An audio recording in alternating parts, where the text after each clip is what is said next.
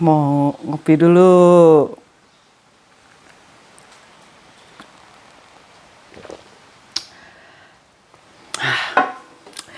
Halo anak-anak, apa kabar? Anak-anak, semua ibu harapkan dalam keadaan baik-baik ya. Nah, semua sehat kan? Kemarin tanggal 31 Mei, kebaktian nggak?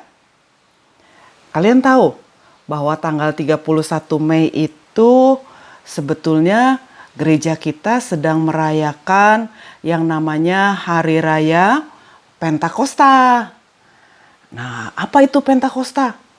Pentakosta itu ada dua artinya.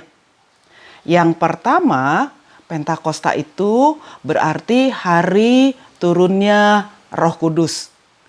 Coba kamu perhatikan. Ingat nggak cerita minggu sekolah minggu kita? Tokoh-tokohnya Petrus, Yakobus, Yohanes, ada juga Paulus. Nah, tokoh-tokoh ini, anak-anak sekalian, mereka semua ada di dalam Alkitab, mau menceritakan tentang bagaimana Roh Kudus berkuasa dalam hidup mereka. Sehingga mereka menjadi murid-murid Yesus yang tadinya takut, yang tadinya diam di rumah, kemudian mereka nggak ngapa-ngapain. Tapi ketika ada Roh Kudus dalam hidup mereka, mereka merasakan ada kuasa Tuhan yang bekerja. Nah, kita tahu kan bagaimana Petrus melayani Tuhan? Ingat cerita Petrus, dia menyembuhkan orang lumpuh. Kemudian orang-orang marah. Lalu Petrus bilang, yang menyembuhkan itu Tuhan Yesus, kuasa Roh Kudus. Lalu ingat lagi cerita tentang Petrus di penjara. Waktu Petrus di penjara, siapa yang mengeluarkan Petrus dari penjara? Malaikat Tuhan. Itu mau menunjukkan bahwa Roh Kudus juga bekerja. Lalu cerita tentang Paulus. Waktu di Korintus, Paulus mengalami bagaimana dia tidak disukai oleh orang-orang. Terutama orang-orang Yahudi. Paulus sedih. Tapi kemudian apa yang dilakukan oleh Tuhan? Kemudian malaikat Tuhan bilang kepada Paulus, jangan takut. Meskipun kamu banyak orang yang tidak suka, tapi Tuhan tetap menyertai kamu. Nah, Paulus semangat lagi, lalu dia diberi teman-teman yang menolong dia. Lalu ketika Paulus pergi juga ke satu tempat yang lain, kemudian dia berbicara tentang firman Tuhan dengan semangat. Di Troas, apa yang dia lakukan? Dia berbicara dari pagi sampai malam. Sampai kemudian ada satu orang yang namanya Eutikus. Nah, Eutikus ini mendengarkan firman Tuhan sampai ngantuk. Karena sampai tengah malam. Lalu dia jatuh dari lantai 3 dan orang-orang bilang, dia mati. Tapi anak-anak, ternyata Paulus bilang, tidak. Dia tidak mati. Paulus turun, lalu dia membangkitkan Eutikus.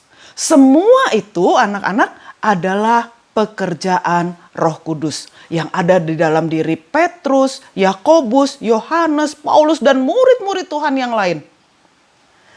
Itu arti yang pertama dari hari Pentakosta.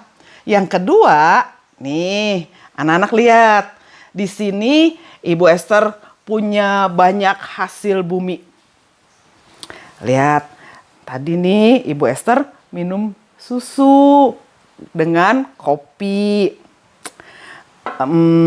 Lalu ada pisang, ada belimbing, ada buah-buahan yang lain, dan ada padi-padian, ada juga tumbuh-tumbuhan Tuhan yang lain yang diberikan oleh Tuhan. Nah, Hari Raya Pentakosta, arti yang kedua itu adalah Hari Raya Syukur Tahunan. Lihat, ini semua tumbuh-tumbuhan yang indah itu adalah pemberian Tuhan. Orang Israel biasanya mereka merayakan hari Pentakosta sebagai hari raya syukur tahunan di mana mereka menghasilkan panen yang banyak.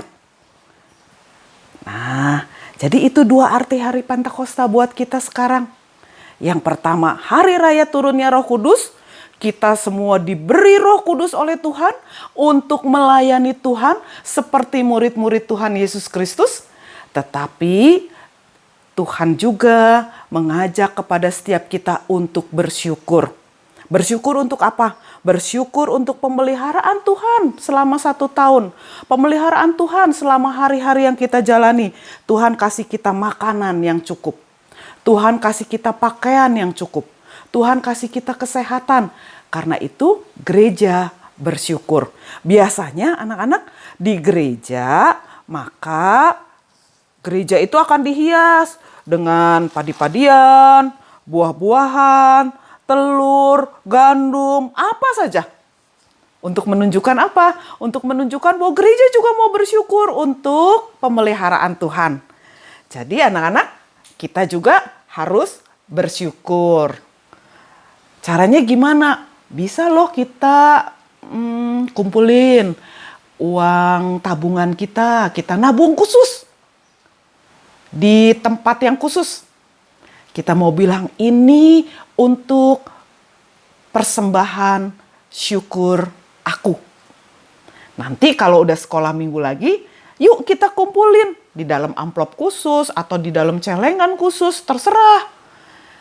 Yang kedua, selain kita bersyukur, ingat seperti murid Tuhan Yesus, Petrus, Yakobus, Yohanes, Paulus, dan murid-murid yang lain yang dikuasai oleh Roh Kudus, kita semua juga dikuasai oleh Roh Kudus.